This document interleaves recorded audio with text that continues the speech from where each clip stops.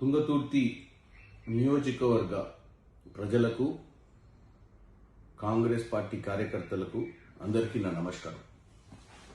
ముఖ్యంగా ఈ 2-3 రోజులుగా జరుగుతున్నటువంటి ఏదైతే నియోజకవర్గ స్థాయిలో కార్యకర్తల మధ్యన మనస్పర్ధాలు రావడాన్ని, మీడియా ఇస్తున్నటువంటి కథనాలన్నిటి దృష్ట్యా నేను మీ అందరితో మాట్లాడాలని, మీ అందరికీ జరుగుతున్న పరిణామాల గురించి చక్కదిద్దే అవసరం ఉంది కాబట్టి మనమందరం సమన్వయం పాటించి పరిస్థితులను, ఎందుకంటే మనం అందరం కష్టపడి కాంగ్రెస్ పార్టీని అధికారంలోకి తెచ్చుకున్నాం. నన్ను కానీ అటు మందుల శామ్యుల్ని కాదు, మాకు ఎట్టి ఫ్యామిలీ బ్యాక్గ్రౌండ్ కానీ మా తాతలు ముత్తాతలు నాయకులు కాదు. మమ్మల్ని కేవలం మీరు గుండెలకు దగ్గర పెట్టుకొని బ్రహ్మాండంగా మీరు హక్కున చేర్చుకొని గెలిపించుకున్నారు. ఈ రోజున సమస్య చామల కిరణ్ కుమార్ రెడ్డి అనే నాకు ఏ మండలంలో కూడా ఏ వ్యక్తిని నేను మండల పార్టీ ప్రెసిడెంట్ కానీ పిఏసిఎస్ కానీ ఇంకేది కూడా ప్రమోట్ చేయమని ఇండివిజువల్గా ఎవరిని రికమెండ్ చేయలేదు. ఈరోజు మందుల శామ్యుల్ గారికి కూడా నేను మొదటి నుంచి ఒకటే చెప్పిన, వీలైనంత వరకు దేవుడు మన ఇద్దరిని నాయకుడిని చేసిరు, ప్రజలు మన హక్కున చేర్చుకొని నీకు 50,000 నాకు 70,000 మెజార్టీతో గెలిపించారు.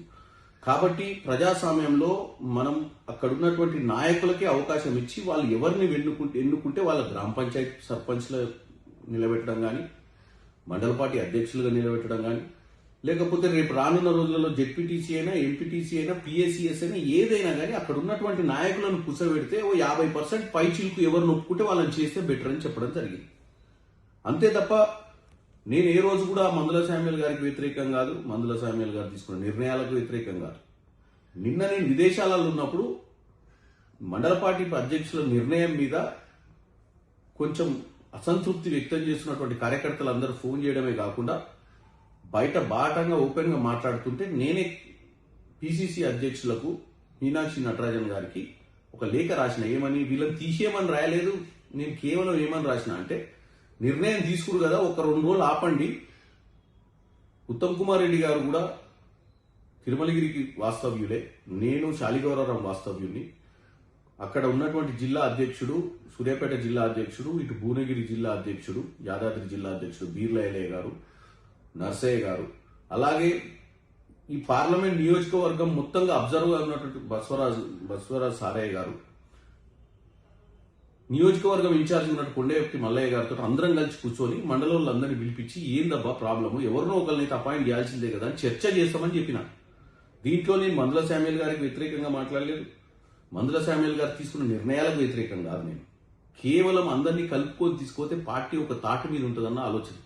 ఇవాళ మనం గెలిచినాం ఈ పార్టీలో, రేపు పొద్దున అందరినీ గెలిపించుకోవాల్సిన అవసరం కూడా ఉంది. మనం గెలిచినాం కదా అని మనం గట్టెక్కి మనం గట్టు మీద కూర్చున్నాం కానీ కిందున్న వ్యవస్థల్ని మనం పట్టించుకోకపోతే ఆగమైతాయి. కాబట్టి ఈ ఒక నిర్ణయం తీసుకున్నా. నేను దీని విషయంలో మందుల శామ్యుల్ గారు కూడా చెప్పిన.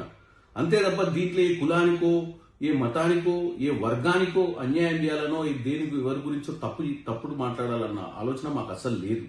కాబట్టి మరొకసారి నేను తుంగతుర్తి నియోజకవర్గంలో ఉన్నటువంటి కాంగ్రెస్ కార్యకర్తలకు, ప్రజలు ఎవరైతే మమ్మల్ని గెలిపించిన వాళ్ళందరికీ విన్నపం చేసుకుంటున్నాం. మీరు మా మీద ఎంతో నమ్మకం పెట్టి గెలిపించారు, ఎన్నో మంచి పనులు చేయాల్సిన అవసరం ఉంది.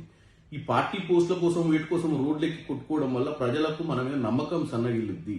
కాబట్టి దయచేసి నేను ఒక్కటే కోరుకుంటున్నా, మందుల శామ్యుల్ గారినైనా అక్కడ ఉన్నటువంటి మండలాలు ఉన్నటువంటి సీనియర్ నాయకులనైనా సమన్వయం పాటించండి. అధిష్టానం సరి అయిన నిర్ణయం తీసుకుంటుంది. ఒకవేళ మీకు తీసుకున్న నిర్ణయం మీకు ఇంట్రెస్ట్ ఏమో మనం అందరం కూర్చొని మాట్లాడదాము. మాట్లాడి రానున్న రోజులలో పార్టీలో